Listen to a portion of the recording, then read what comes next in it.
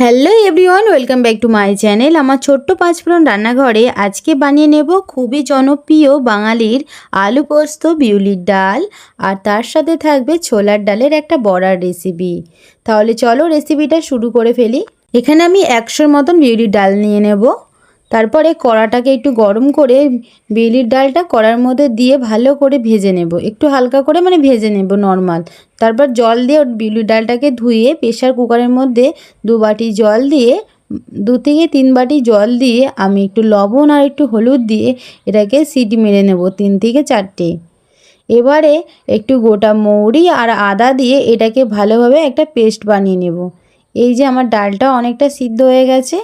এবারে কড়াই সর্ষের তেল দিয়ে শুকনো লঙ্কা আর একটু মৌরি ফোড়ন দিয়ে ওই যে প্রেসার কুকারের সেদ্ধ ডালটা দিয়ে মৌরি আর আদা বাটাটা দিয়ে দেব।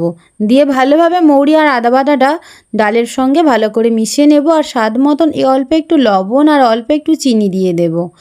আর লবণটা একটু বুঝে দিও, কেননা যখন আমরা সিদ্ধ করতে দিই তখনও কিন্তু আমরা লবণটা ব্যবহার করেছিলাম, তাই লবণটা একটু বুঝে দিতে হবে। তারপরে একটু ভালো করে ফুটিয়ে নিয়েই আমি নামিয়ে রাখবো। আমার বিউলির ডাল কিন্তু একদমই রেডি হয়ে গেছে। তো দেখতেই পাচ্ছ বিউলির ডালটা ঠিক কতটা সুন্দর হয়েছে। ঠিক একবার এইভাবে বানিয়ে দেখো, খুবই ভালো লাগবে। এবারে বানিয়ে নেব আলু পোস্ত। আলু পোস্ত বানানোর জন্য প্রথমেই কিন্তু আমি এখানে পোস্ত, রসুন আর শুকনো লঙ্কা নিয়েছি। তো এটাকেও একটা ভালোভাবে পেস্ট বানিয়ে নেব। তারপর কড়াই সর্ষের তেল দিয়ে একটু সামান্য কালো জিরে, শুকনো লঙ্কা আর একটু কারি পাতা দিয়ে এটাকে একটু ফোড়নে একটু তেলের মধ্যে ভেজে নেব। তারপর একটু পেঁয়াজ কুচি দিয়ে এটাকেও ভালো করে একটু ভেজে নিতে হবে।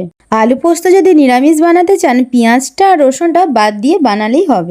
এবারে আলুটাকে দিয়েও আমি ভালোভাবে ভেজে নেব। তারপর অল্প পরিমাণে লবণ দিয়ে আরও একটু নেড়ে নেব। তারপর পোস্ত, শুকনো লঙ্কা আর রসুন বাটাটা দিয়ে এবারে ভালো করে এটাকে একটু মশলাটাকে কষিয়ে নিতে হবে।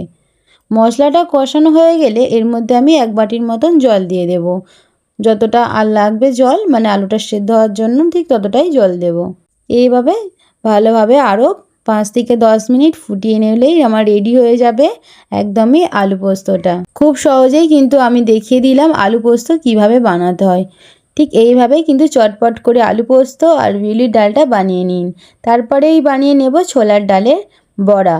প্রথমেই কিন্তু আমি ছোলার ডালটাকে একটু 2 থেকে 3 ঘন্টার জন্য ভিজিয়ে দিতে হবে। তারপর অল্প বাটি করে ছোলার ডালটা তুলে নেব। ছোলার ডালটা আমার ভেজা হয়ে গেছে।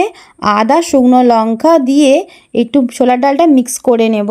কুচিয়ে রাখা পেঁয়াজটা দিয়ে দেব, কারি পাতা, গোটা জিরে, একটু গোলমরিচের গুঁড়ো, কালো জিরে, লবণ আর কাসুরি মেথি দিয়ে আর আবার যে গোটা গোটা যে ছোলার ডালটা তুলে রেখেছিলাম ওটা দিয়ে ভালো করে মিশিয়ে ঠিক এইরকম হাতের সাইজে গোল করে নেব। এবারে কড়াই সাদা তেল দিয়ে এই সমস্ত বড়াগুলোকে দিয়ে আমি লাল লাল করে ভেজে নিলেই আমার রেডি হয়ে গেল ছোলার ডালের বড়া। ভিডিওটা যদি ভালো লেগে থাকে অবশ্যই কিন্তু লাইক করো, কমেন্ট করো, প্লিজ ছোট্ট পাঁচফোড়ন রান্নাঘরে সাবস্ক্রাইব করো। টাটা।